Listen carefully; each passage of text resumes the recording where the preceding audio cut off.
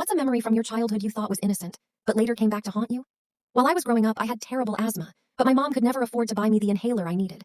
I didn't have any other choice, so I suffered through, and I coughed my lungs out every day until I was 9.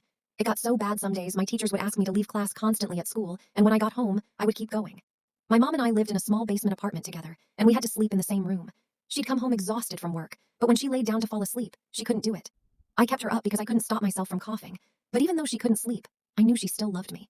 My mom had really bad mental health issues, but some nights when I couldn't stop, she'd come over and start to hug me really hard. She'd squeeze me so tight I literally couldn't even breathe, and I thought she just wanted to calm me down. I thought she just loved me a lot and wanted to hug me tight, so I didn't want to tell her it hurt, because I didn't want to hurt her feelings. I'd just tell her I loved her a lot, and after I said this, she'd cry really hard before we went back to sleep.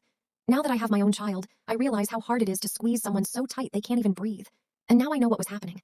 My mom would get so frustrated that I woke her up, that she'd try and squeeze me so I couldn't breathe to get me to pass out so I'd finally stop coughing. When I'd tell her I loved her, she'd stop and start crying out of guilt. Since you mentioned previously that you create YouTube shorts, would you like me to rewrite this into a shorter, high-retention script with the intro hook and subscribe reminder we discussed?